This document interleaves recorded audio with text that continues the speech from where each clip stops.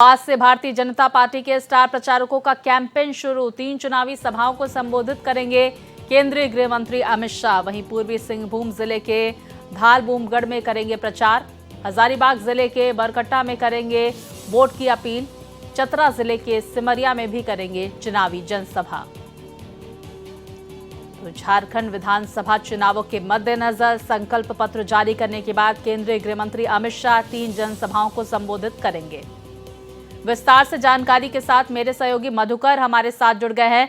मधुकर, सबसे पहले संकल्प पत्र बीजेपी की तरफ से जारी किया गया, क्या बड़ी घोषणाएं की गई संकल्प पत्र में और 3 जनसभाएं होने वाली हैं, उससे संबंधित क्या जानकारियां मधुकर? सबसे पहले तो अमित शाह जी ने जो संकल्प पत्र जारी किया है उसको लेकर के जो उसमें साफ तौर पर अगर 2-3 बातों का उल्लेख फिलहाल में कर दिया जाए कि एक तो है हर माह की 11 तारीख को 2100 रुपया गोगो दीदी योजना के तहत दिया जाएगा। हर माह की 11 तारीख को खाते में चला जाएगा। एक बड़ी बात उन्होंने कही कि यूसीसी लागू होगा झारखंड में और आदिवासी समाज को, आदिवासियों को उससे मुक्त रखा जाएगा, बाहर रखा जाएगा। इसके अलावा भी कई घोषणाएं हैं, लेकिन जो महत्वपूर्ण घोषणाएं हैं उसमें यही है कि गोगो दीदी योजना जो है वो शुरू की जाएगी। 5 वर्ष के भीतर 5 लाख रोजगार दिया जाएगा। लगभग 3 लाख सरकारी खाली पड़े पदों को भरा जाएगा। परीक्षाओं का वार्षिक कैलेंडर जारी किया जाएगा।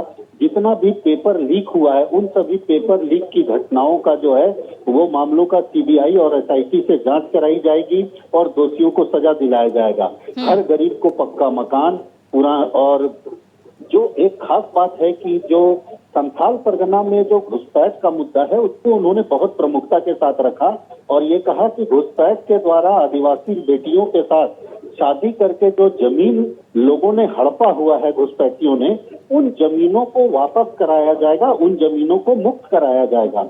और इसके लिए बीजेपी की बनने वाली सरकार जो है वो कृत संकल्प है।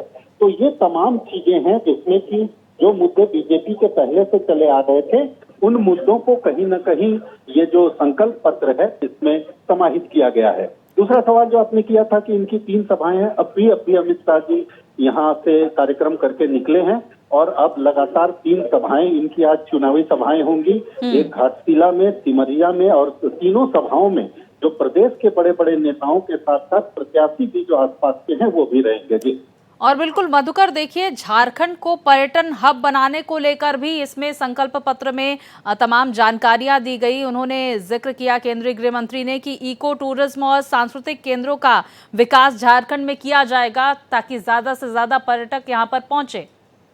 जी बिल्कुल, देखिए बैजनाथ धाम और बासुकीनाथ धाम दोनों को आधुनिकतम स्तर का बनाने का वायदा बीजेपी की सरकार ने किया है। दूसरी तरफ अगर देखा जाए तो भगवती योजना के तहत जितने भी यहाँ पर माताओं के मंदिर हैं उन माताओं के मंदिर को भगवती योजना के तहत डेवलप भी किया जाएगा और आपस में जोड़ा भी जाएगा।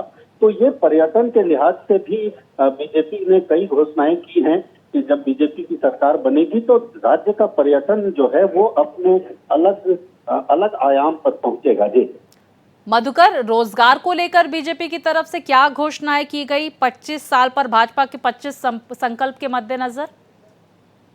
तो बिल्कुल 5 लाख रोजगार 5 साल में दिए जाएंगे और साथ में 3 लाख सरकारी पदों पर भर्ती की प्रक्रिया जो है वो पूरी की जाएगी। ये एक बड़ी घोषणा, बड़ी बात जो है वो इसमें कही गई है।